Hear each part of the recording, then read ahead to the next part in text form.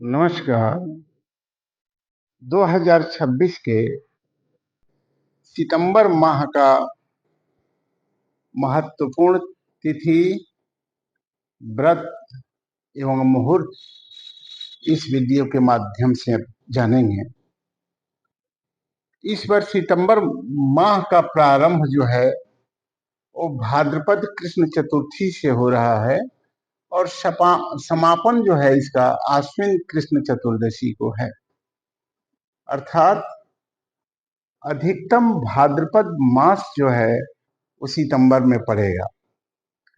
ऐसे भी लोकाचार में भाद्रपद महीने में कोई नया काम नहीं करते हैं, नहीं शुरू करते हैं। एक लौकिक एक व्यवस्था है, लोगों के हृदय में है। लेकिन इस माह में भी कई ऐसे महत्वपूर्ण तिथि और व्रत हैं जो कि बहुत प्रसिद्ध हैं और उद्धारक भी हैं। जैसे कृष्ण जन्माष्टमी है, हरितालिका है, गणेश चतुर्थी है, ऋषि पंचमी है।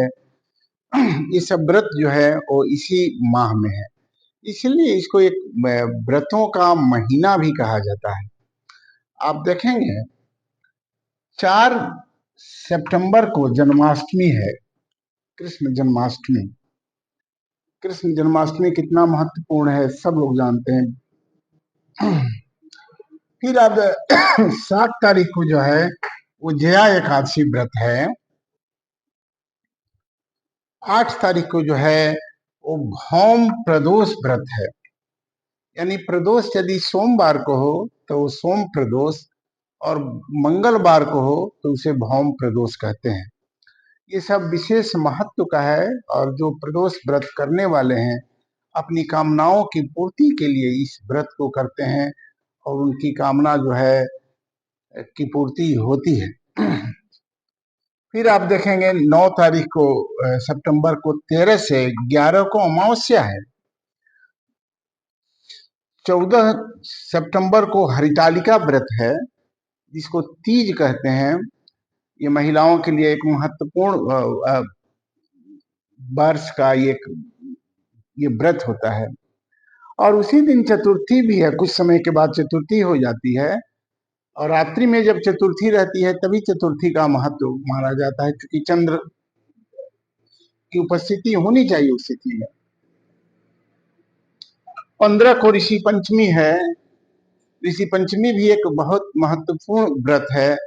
बहुत से जो पूर्व में किए हुए, जो कहते हैं कि जो भी पाप या जो भी कर्म हुए हैं सबका एक नाशक व्रत है ये।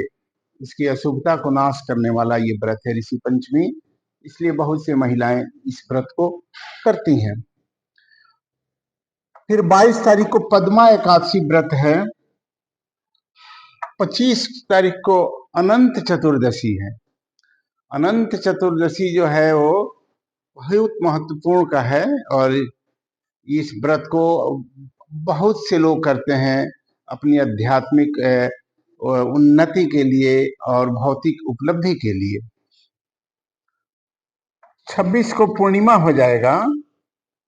फिर पचका स्पर्श जो है वो 24, 25, 26, 27 और 28 को है सितंबर महीने में, जो कि बहुत से लोग ये जानना चाहते हैं कि पचका कब है। पचका में दक्षिण दिशा की यात्रा, काष्ठ संचय, चाहे विभिन्न जो काम है वो लोग बचाते हैं पचका को।